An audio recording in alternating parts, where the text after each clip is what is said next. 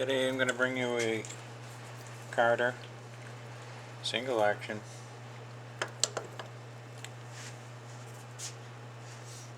number 2573, 55 to 64 Studebaker and Packard. This is obviously is from somebody's stockpile,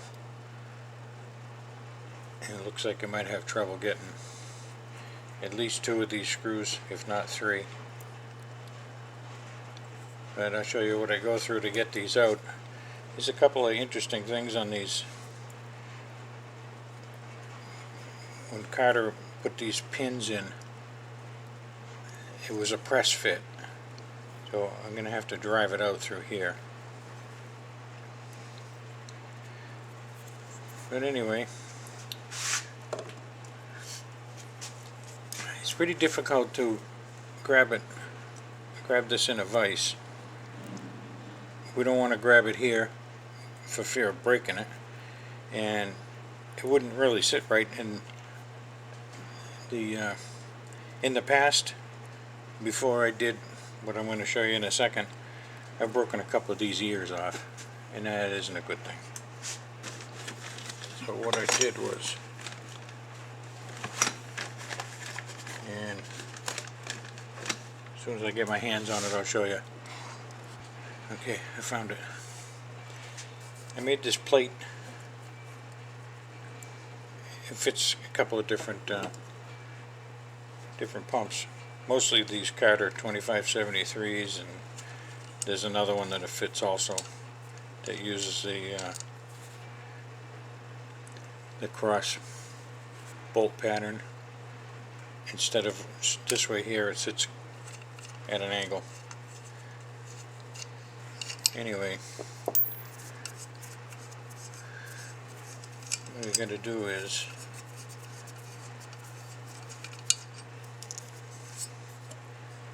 mount this in the vise,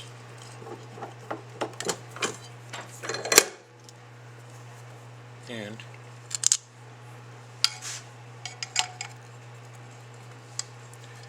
we bolt the pump to it.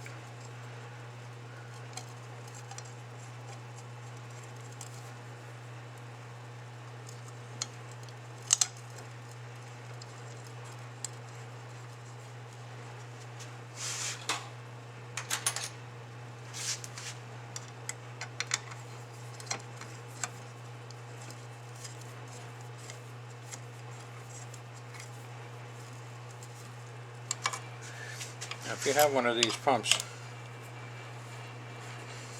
and you're doing this at home, there's a couple of other different ways that you can go about this. But somehow you want to secure it, even if you put a bolt through it, or put a nut on this side and clamp it that way, would be just as good. Just be careful of that ear. And as you can see, this is rather destroyed up top here. No way around it. It's going to be just too. I'm going to have to break it.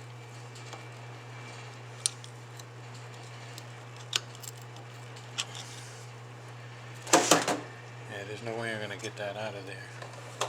So we're going to pick out the cutters.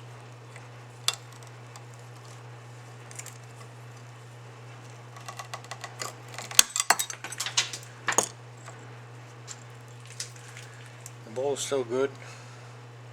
This is okay. See this spring? It's supposed to be up here, so that the filter will sit down against this rubber gasket here and filter the fluid. Well, somebody put it on the other way. Didn't do a very good job of filtering anything that way. it left a 1/4 inch space between the filter and the gasket. Oh yeah, some people just should not touch things like this. Now we want to mark the location of the top to the middle body section and the bottom. Scribe it, a line across, draw a picture of it, take a picture of it. However you can do it, just to make sure that it goes back on the same way it came off.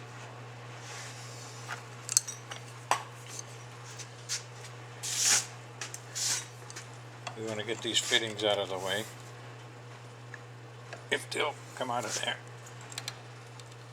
First of all, they're in the way. Oh, it sounds great. Well, it was sealed good. No need for any kind of sealant on those. Let's attempt to get these screws out.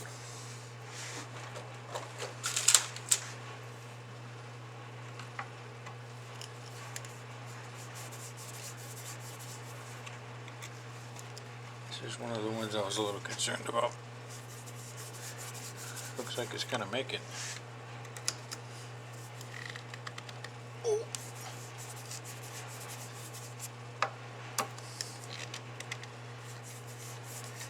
This is one advantage of sending your pump in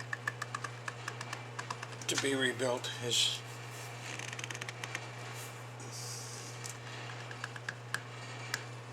these screws will break. I don't know why that one didn't. And if they do break, I usually don't have a problem getting all the pieces out of there.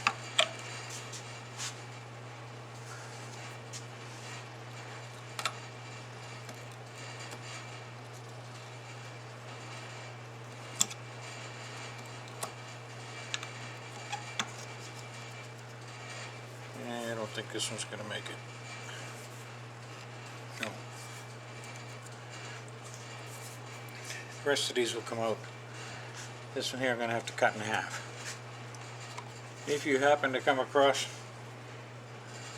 a problem screw,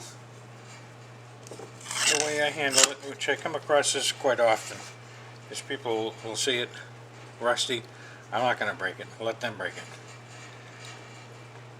I take a Dremel tool with a little cutoff tool in it and slice the washer. These have a these have got a lock washer underneath the head, and I just cut through that and into the screw, and then I'll take a chisel and hit it a few times and it'll knock the head off.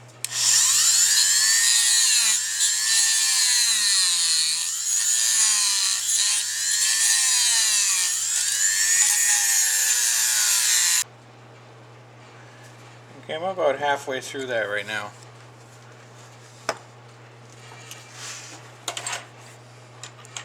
Take a good sharp chisel.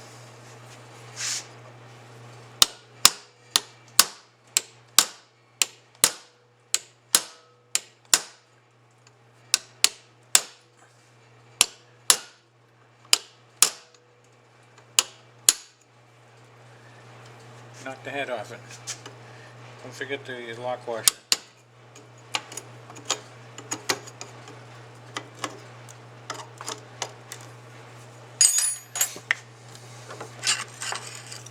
Now it's obviously stuck together, plus that's holding it a little bit. So we're gonna take a putty knife, put it between the two halves, and just keep working it.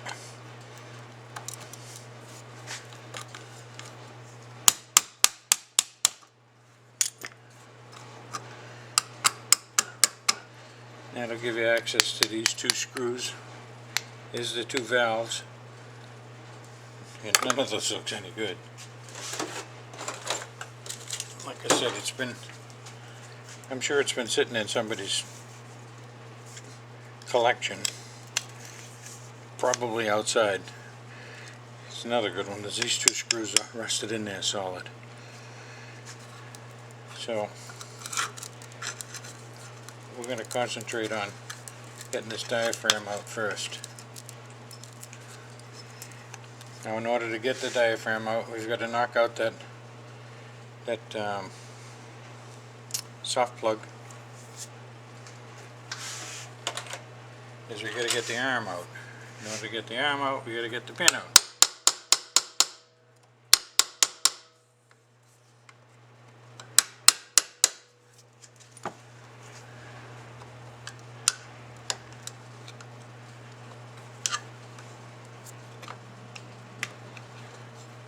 There's that soft plug.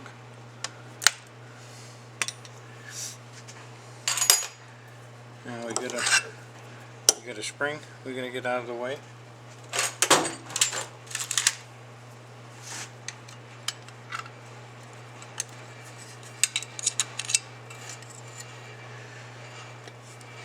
And a lot of times down inside of here on that pin there's a slot and there's a little hairpin clip that goes in there. In the event that that plug falls out, the arm slides out the other end. But in this case, that ain't gonna happen. So we take a 1/8" pin punch,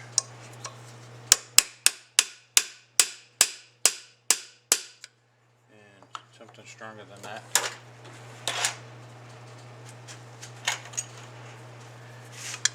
I was telling you that normally on a regular Carter pump, you'd be able to just go in there with needle nose, grab a hold of that, and just slide it out. But like I said earlier, this Carter has made it so that that pin is almost a press fit. So we got to just knock it out of there.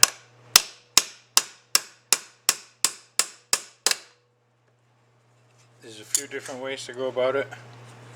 If it's really stuck in there with where this one isn't really that bad,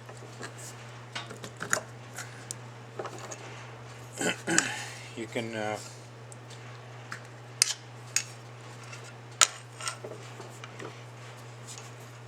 you get a torch and just heat up the opposite side where that little hole is that I was punching through. Just heat that up a little bit, get it nice and warm, and the pin will slide right out.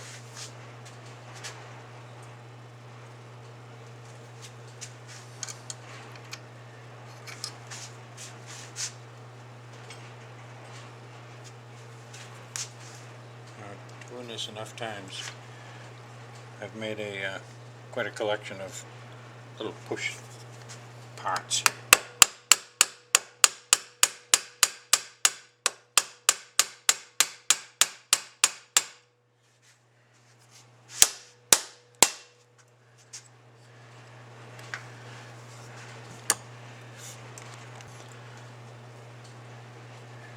Okay, it took a little bit, but that pin is out. And let me tell you, that was stuck in there. With the pin out of the way, put a little pressure on the diaphragm and the arm will slide out. It's just hooked onto the diaphragm, the pull rod, by that little notch in there. And persuade that to come out of there. And we can take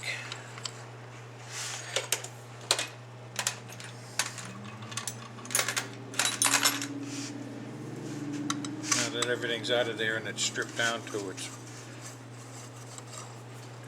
core, we can get it off of this jig.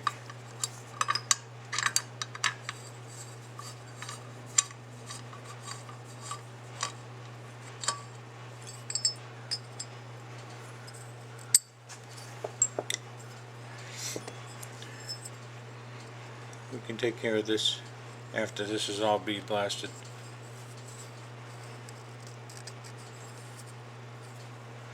Looked like it survived all the hammering that I did.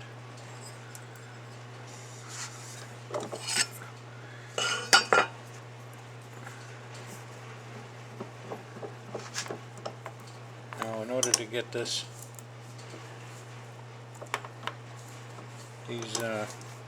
these two screws, in order to break them loose, I'll just use my biggest screwdriver.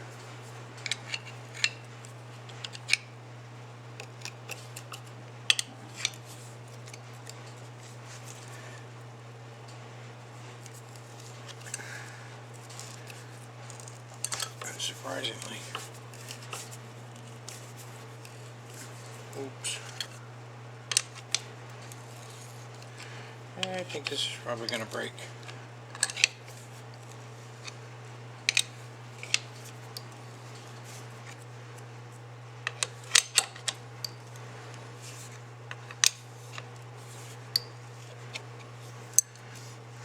Let's use a little WD-40 on that.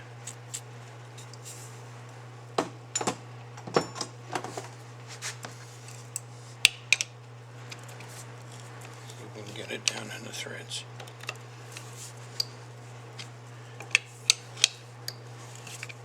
I'd really like it if this came all the way out without breaking.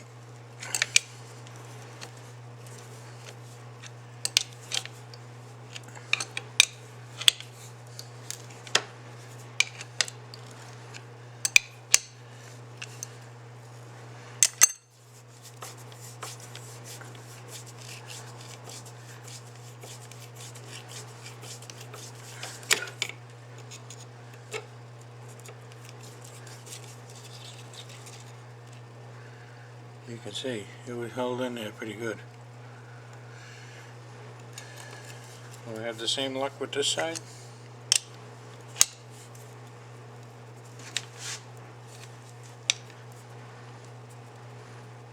I don't think so.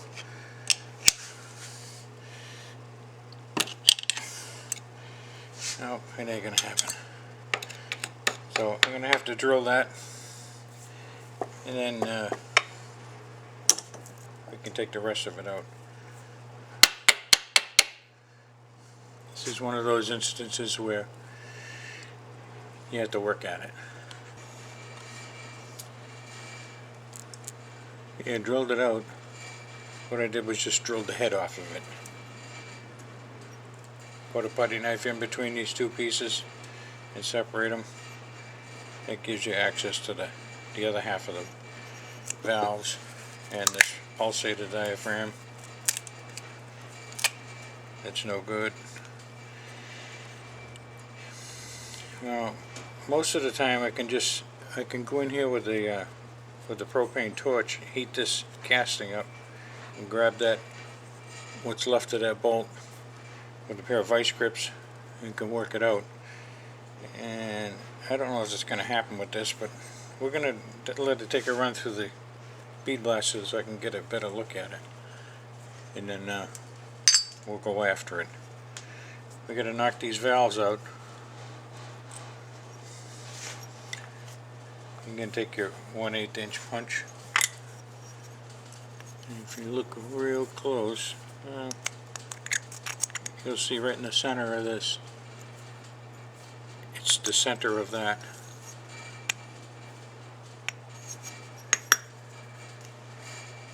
Just constant taps to straighten out my my punch. Don't try to beat this out, just steady taps. And it works its way out. That's what's left of the valve. Throw it away, you're not going to use it.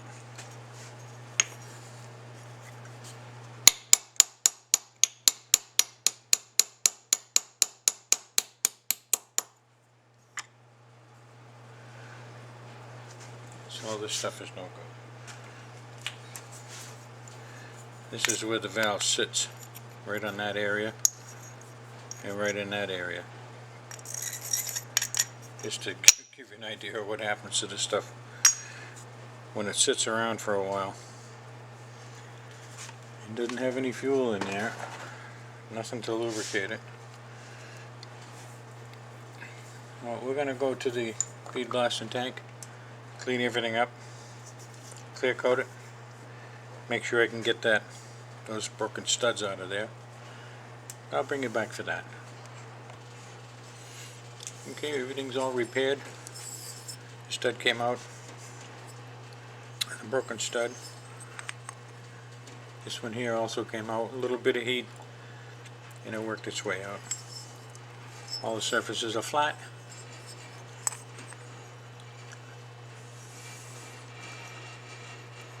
And they're ready for assembly.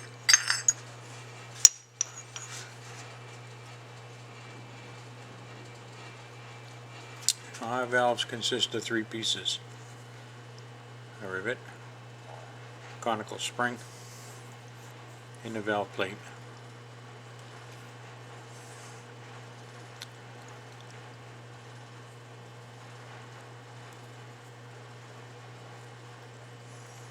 That's how they go together. Very easy.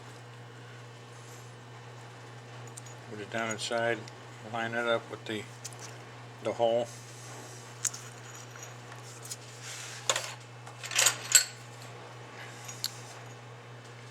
What I like to do is just get it sitting there. A lot of times it won't go in right away, but it's going to be pressed in, so just lightly tap.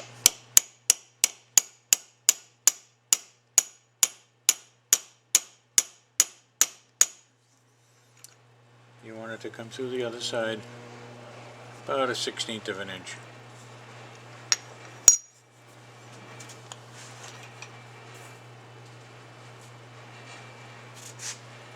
The other valve goes in the same way.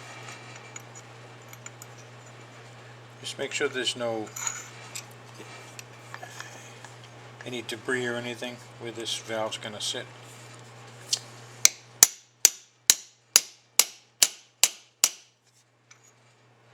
That's all it takes. Some people are out there telling you don't need to change that. You can reuse that mushroom thing. Don't even bother. Our valves are going to open up much more. They're going to open up wider. Allow more fuel to go through, so your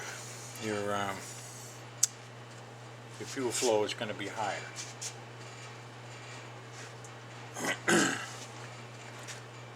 Pulsated diaphragm. We want to block this area off.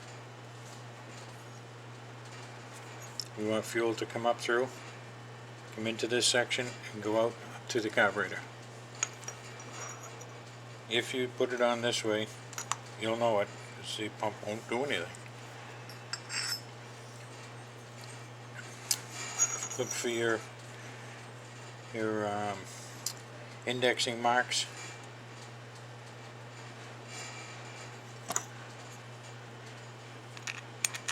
Put the screws in.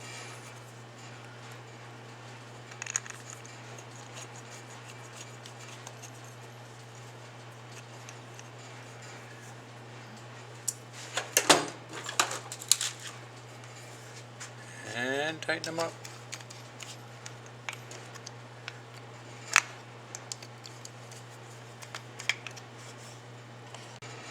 Alright, once those 2 screws are tight, you can put on the filter area. Now remember, what came off of there was that ceramic piece. Well, you can't get those anymore, so we changed it a little bit, and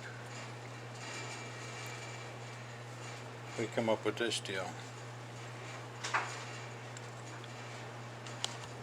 I have to get a new bail, because remember the other one blew apart. So in the meantime, we're going to put the body together. Diaphragm down inside. And hook it onto that. But while that is down, it's going to hook right into it. easy to do when it's sitting down here. And you can slide the pin in. The new pin doesn't get pressed in. It has like a slip fit.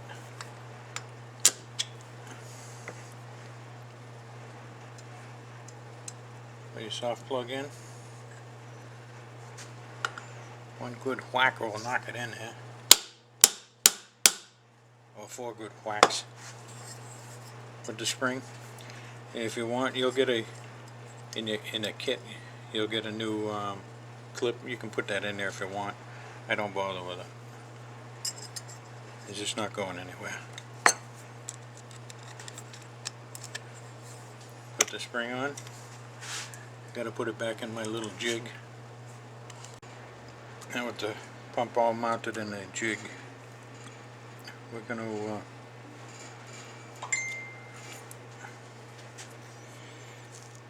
to put the fuel casting on. I'll show you this part in a little bit. You want to get 2 of the screws caught, one opposite each other.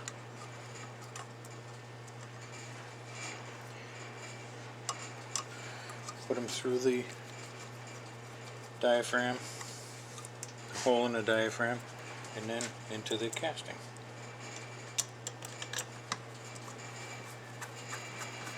Don't tighten them up all the way. Get all 6 screws put in. Run them down halfway. Just enough to hold this fuel section on. Sometimes these are hard to get in here. With these Packard diaphragms are made a little bit bigger than the diameter of the holes. Don't be scared you didn't get the wrong diaphragm. It's just it's made that way. It has to do with the geometry of the arm and the way that Packard designed their diaphragms. So we run these down about halfway and then pull that arm all the way up. While it's up there, tighten it down.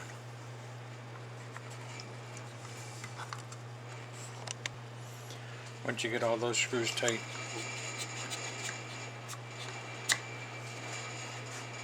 we can put this screen and filter or whatever you want to call it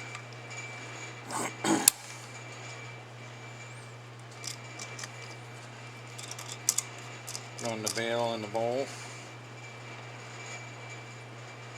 Snug them down. Now with it, everything all tight, take the arm, work the arm a couple of times, block off the inlet. Same thing with the outlet. It'll tell you everything's sealed, and if you can get to it, wherever the vent hole is, it's going to hide on me. It's way up in the front. Anyway, this is ready. It's all done. You'd like to order a kit for your pump, and your pump looks like this. You have a one of these Studebakers or a Packard that uses this. Give us a call, 781-335-8860, or on the web at ben-now.com. And